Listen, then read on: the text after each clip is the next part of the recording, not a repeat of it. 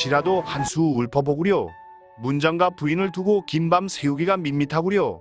듣건대 광안전 배공로 상량문을 부인이 8살에 지었다고 하던데 그게 사실이오? 예. 서방님, 그건 맞는 말이지만 이제 자리에 드시지요. 과거가 얼마 안 남았고 어머님께서 걱정하시던데요. 이왕 말이 나왔으니 부인이 내 청을 들어 주구려. 그럼 광안전 배공루 상량문을 읊어볼게요. 영차. 동쪽으로 대들보 올리세. 새벽에 봉황 타고 요궁에 들어가 날이 박자. 해가 부상 밑에서 솟아올라. 일만 가닥 붉은 노을 바다에 비쳐 붓도다. 어영차. 남쪽으로 대들보 올리세. 옥룡이 하염없이 구슬못 물 마신다. 은평상에서 잠자다가 꽃끈을 짙은 한낮에 일어나 웃으며 요일을 불러 푸른 적삼 벗기네. 어영차. 서쪽으로 대들보 올리세. 푸른 꽃 시들어 떨어지고 오색 난새 우짖는데 비단 천의 아름다운 글씨로 서왕모 맞으니 날 저문 뒤에 학 타고 돌아가길 재촉한다. 어영차. 북쪽으로 대들보 올리세. 북해 아득하고 아득해 북극성에 젖어드는데 봉새 날개 하늘 치니 그 바람 힘으로 물이 높이 치솟아. 구말리 하늘에 구름 드리워 비의 기운이 어둑하다. 어영차. 위쪽으로 대들보 올리세. 새벽빛이 희미하게 비단 장막을 밝히고 신선의 꿈이 배곡 평상에 처음으로 감도는데 북두칠성의 국자 돌아가는 소리를 누워서 듣네. 어영차. 아래쪽으로 대들보 올리세. 팔방에 구름이 어두워 날 저문 것을 알고 시녀들이 수정궁이 춥다고 아뢰네. 새벽 서리가 벌써 원앙 기와에 맺혔네. 엎드려 바라오니 이 대들보를 올린 뒤에 개수나무 꽃은 시들지 말고 이름다운 풀도 사철 꽃다워지이다. 해가 퍼져 달이 빛을 잃어도 난새 수레를 어거하여 더욱 즐거움 누리시고 땅과 바다의 빛이 바뀌어도 회오리 수레를 타고 더욱 길이 사소서. 은빛 창문이 노을을 누르면 아래로 구말리 미미한 인간 세계를 내려다보시고 구슬문이 바다에 다다르면 3000년 동안 맑고 맑은 뽕나무 밭을 웃으며 바라보소서. 손으로 새하늘의 해와 별을 돌리시고 몸으로 9000세계의 바람과 이슬 속에 노니소서. 참 부인은 대단하오. 그럼 설명도 좀 해주구려. 꿈속의 하늘나라를 상상해 보았어요. 신선들이 배공루라 아름다운 궁전을 지었지요. 그 궁전에 상냥고사를 지내기 위해 많은 신선들이 다 같이 모였지요. 그런데 상냥문을 지을 문장가가 없었지요. 그래서 상상의 꿈속에서 제가 초대되어 상냥문을 지었네요.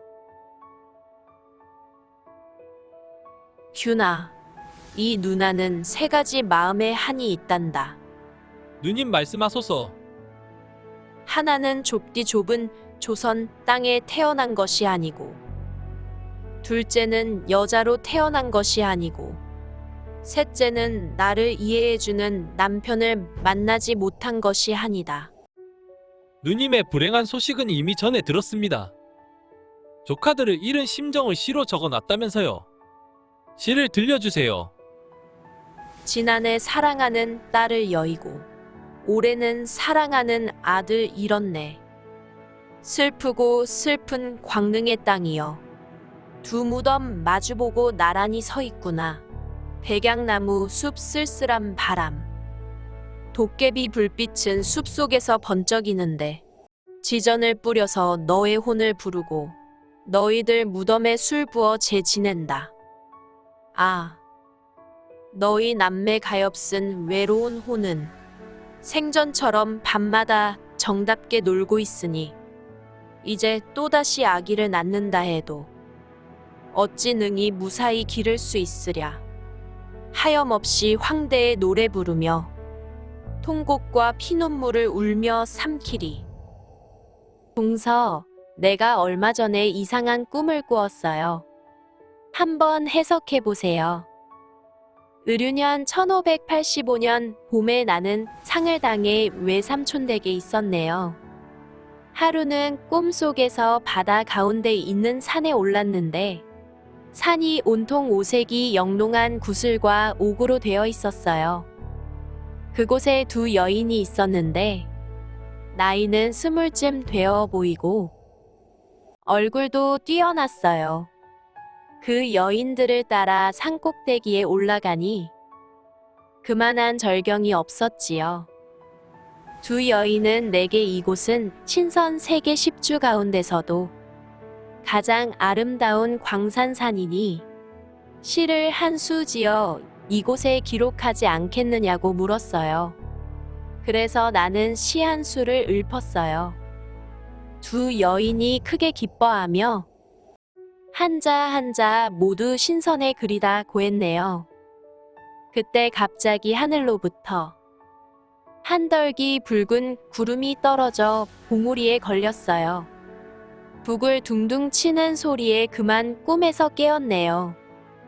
베개 밑에는 아직도 아지랑이 기운이 자욱했지요. 꿈속에서 지은 시가 다음과 같네요. 푸른 바닷물이 구슬 바다에 넘노니 푸른 난새는 채색 난새와 어울렸구나. 아름다운 연꽃 27송이 붉게 떨어져 달밤 서리에 싸늘하네. 형님, 제가 생각하기에는 꿈치고는 괴이하네요. 하지만 몸이 허약해져 약간 내용이 마음에 안 드는 꿈을 꾼 것 같은데 너무 신경 쓰지 마시고 마음을 굳게 하시고 건강을 챙기시기 바라네요. 균아, 사랑하는 내 동생아. 내가 너를 만나 이야기할 기회가 앞으로 없을 듯하다. 나의 마지막 희망인 두 아이마저 전염병으로 잃었도다. 또 엎친 데 덮친 격으로 임신한 아이마저 유산되었도다. 남편은 과거에 계속 떨어지고 시어머니는 모든 허물을 내게 돌리는구나. 남편의 사랑은 오래전에 떠났다. 집에도 거의 안 오고 기방에 머문다 들었다. 희망이 없는 시집살이 너무 힘들구나. 이 생활이 오래 갈 것 같지 않구나. 내가 죽거든 그동안 내가 지은 시가 적힌 종이를 한데 모아 강릉집에 가서 불사르거라. 그리고 내 무덤은 두 아이가 묻힌 옆에 묻어다오. 너는 남자로 태어났으니 과거에 급제하여 내 목까지 세상에서 큰 뜻을 펼치거라. 누님 무슨 말씀이십니까? 그리 심약한 소리를 하면 안 됩니다. 몸이 많이 상한 듯하오니 강릉집으로 가시게요. 사돈한테 말해서 요양하시게요. 누님을 이렇게 만든 매형이 원망스럽네요. 참으로 밉네요.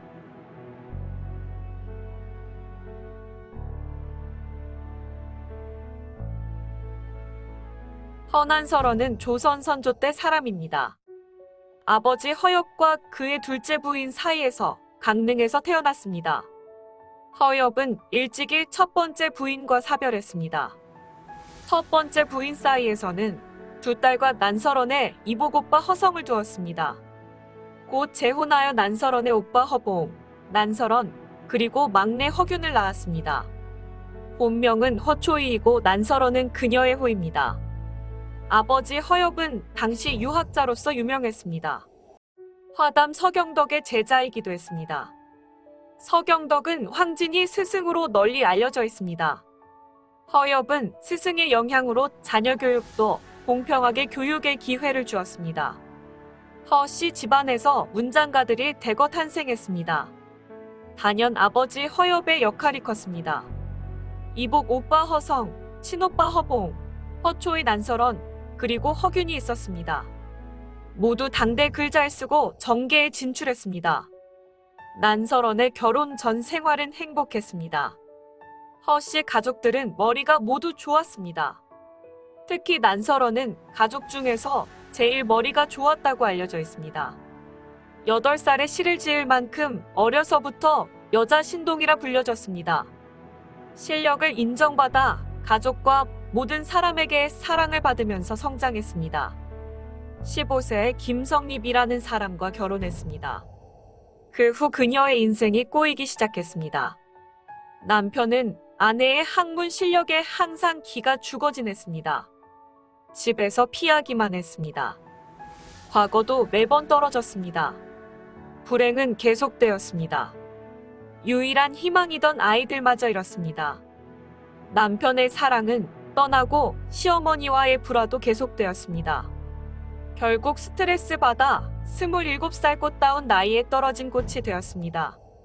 스트레스는 사망 원인의 하나가 될 수도 있는 것입니다.